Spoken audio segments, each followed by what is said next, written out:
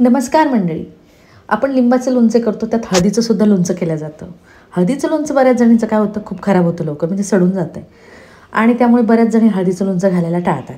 पण अजिबात खराब होणार नाही अशा पद्धतीचं आपण लोणचं करणार आहोत आणि करायला खूप सोपं आहेत आणि खूप कमी साहित्यात होतं. तर अगदी झटपट आणि कमी साहित्यात होणारं लोणचं जर करायचं असेल तर ते कसं करायचं आपण बघणार आहोत. त्यासाठी मी काय केलं आहे, 8 लिंब घेतलेत. मी मोजून आपल्याला जितके लिंब लागतील तितके घ्यायचेत. मी मोठाल्या आकाराचे 8 लिंब आहेत. तर 8 लिंब घेतल्यानंतर आपल्याला स्वच्छ पाण्याने धुवून घ्यायचे आहेत. ते पाणी कोमट घ्यायचं आहे, म्हणजे थोडंसं गरम करून घ्यायचं आहे आणि थोडंसं मीठ घालून आपल्याला ते स्वच्छ धुवून घ्यायचं आहे. आणि धुवून घेतल्यानंतर एक स्वच्छ कापड घ्यायचं आहे. त्या कपड्याने आपल्याला काय करायचं आहे, चांगलं पुसून घ्यायचं आहे. पाण्याचा एकही थेंब किंवा ओलावासुद्धा आपल्या हळदीच्या लोणच्याला जमणार नाही आहे. कारण काय होईल, हळदीचं लोणचं पाण्याचा संपर्क आला हळदीला की लगेच हळद सडते. त्यामुळे काय करायचं, शक्यतो जितकं स्वच्छ आणि क्लीन पुसल्या जाईल, म्हणजे व्यवस्थित पुसल्या जातील लिंब, तितके पुसून घ्यायचे किंवा थोडा वेळ कोरडे करून घेतले तरी चालतील. तर ते व्यवस्थित मी पुसून घेतलेत आणि कोरडेसुद्धा करून घेतले. तर चाकूसुद्धा आपल्याला चांगला धुवून घ्यायचा आहे. तर चाकूच्या सहाय्याने काय करायचं आहे, आपल्याला 4 भागा वांग जसं आपण कापून घेतो ना मसाला वांग करण्यासाठी, तशा प्रकारे आपण लिंबू कापून घ्यायचं ना. आतल्या बिया ज्या आहेत त्या जितक्या काढता येईल तितक्या काढून घ्यायच्यात. राहिलेल्या बिया राहिल्या तरी चालतील, असं काही नाही. तर येथे आपले पूर्ण लिंब कापून झाले. आतल्या बिया ज्या आहेत त्यासुद्धा मी काढून टाकल्यात, म्हणजे ज्या मोठ्याल्या बिया येतील ना ते पूर्ण काढून घ्यायच्या आहेत. तर अशा प्रकारे वांग जसं कापून घेतो 4 भागा करून एका लिंबाच्या, आणि खालचा जो भाग आहे तो तसाच ठेवायचा आहे. तर लिंब कापून झाल्यानंतर काय करायचं आहे, नॉर्मल आपली आमटी पिण्याची जी वाटी आहे त्या वाटीने मी पाऊण वाटी हळद घेतलेली आहे. हळदसुद्धा खूप चांगली असली पाहिजे. आणि त्याच वाटीनं अर्ध्या वाटीला कमी मीठ घेतले, म्हणजे 3 चमचे मी मीठ घेतलेलं आहे. तर पाऊण वाटी हळद घ्यायची आणि 3 चमचे मीठ घ्यायचं आहे आपल्याला. जर आपण पोह्याचा चमचा पोहे खायला जो वापरतो त्या चमच्याने जर म्हटलं तर 3 चमचे घ्यायचे. मीठ आपलं व्यवस्थित हळदीमध्ये मिक्स करायचं आहे. मिक्स केलं की आपल्याला दुसरं काहीही घालायची गरज नाही लिंबाच्या हळदीच्या लोणच्यामध्ये. म्हणून म्हणते मी, खूप सोपं आहे, नक्कीच ट्राय करून बघा. आणि जे लिंब आपण कापून घेतलेत ना त्यामध्ये काय करायचं, फक्त हळद जी आहे ना ती दाबून भरायची आहे. म्हणजे लिंबाचा जो भाग आहे आतला तो कोरडा राहिला नाही पाहिजे, म्हणजे आतपर्यंत आपली हळद गेली पाहिजे आणि दाबून राहिली पाहिजे, म्हणजे तुमचं लोणचं सडणार नाही आहे.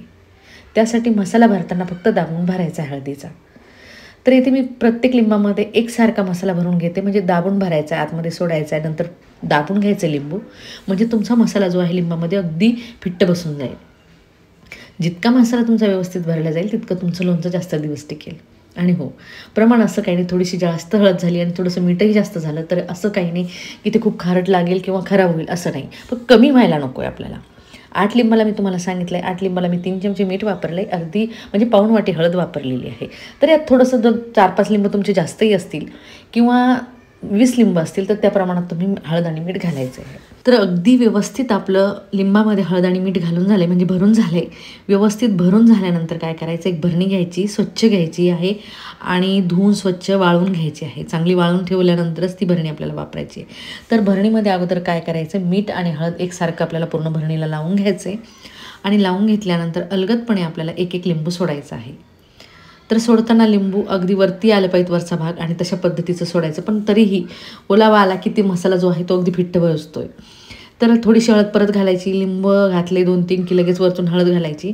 तुम्ही जर 1 किलोचं लोणचं घातलं तरी तुम्हाला व्यवस्थित 8 लिंबाचं प्रमाण घ्यायचं आणि तसं हळदीचं आणि मिठाचं प्रमाण घ्यायचं आहे, म्हणजे तुमचं हळदीचं आणि मिठाचं प्रमाण चुकणार नाही आहे.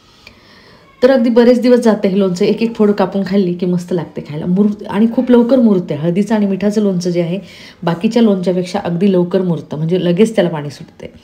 तर आता काय करायचं, चांगलं 3 चमचे मी लिंबाचा रस घातला आहे त्यामध्ये. 3 चमचे लिंबाचा रस घातल्यानंतर भरणी जी आहे एकसारखी हलवून घ्यायची, म्हणजे पूर्ण लिंबाला आपला जो लिंबाचा रस टाकला आहे तो लागला गेला पाहिजे. म्हणजे काय होईल, तुमचं लोणचं अगदी पूर्ण लिंबू टाकून आणि हळद टाकून आतमध्ये हळद पॅक राहील. कारण आतल्या लिंबाला जे आहे आपण हळद आणि मीठ घातलेले त्यामुळे पाणी सुटते आणि वरचा भाग जो कोरडा राहील त्यासाठी आपण लिंबाचा रस टाकलेला आहे. तर ते झालं आपलं लिंबाचं लोणचं. आणि मी तुम्हाला 2 वर्षाच्या अगोदरचं माझं लोणचं दाखवते. तर अजूनही खराब झालेलं नाही, अगदी मस्त लोणचं आहे आणि सडलेलं सुद्धा नाही आहे. तर तुम्ही बघू शकता, अख्खं लिंबू वापरलेलं आहे मी. शक्यतो अख्खं लिंबूच वापरायचं आहे, म्हणजे तुमचं लोणचं अजिबात खराब होणार नाही. तर खरंच खूप चविष्ट लागतं आहे, नक्कीच ट्राय करून बघा. हळदसुद्धा खाण्यासाठी खूप चांगली आहे.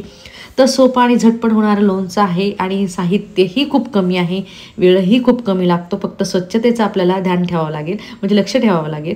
त्यानुसार लोणचं जर घातलं तर तुमचं लोणचंसुद्धा खराब होणार नाही आहे. तर सगळ्याच प्रकारचे लोणचे तुमच्या घरामध्ये असतील अशा पद्धतीचे आपण लोणचे करतो इथे. तर अगदी सोपं आणि झटपट होणारं लोणचं आहे. तर हे अगदी सोपं आणि कमी साहित्यात होणारं लोणचं तुम्हाला कसं वाटलंय हे कमेंटमध्ये मला नक्की कळवा आणि नक्कीच ट्राय करून बघा. तुम्हाला जर हा माझा व्हिडिओ आवडला असेल आणि तुम्ही माझ्या चॅनलवर नवीन असाल तर माझ्या चॅनलला सबस्क्राईब, लाईक, शेअर, कमेंट करायला विसरू नका. तर चला भेटूया अशाच नवीन रेसिपीसोबत.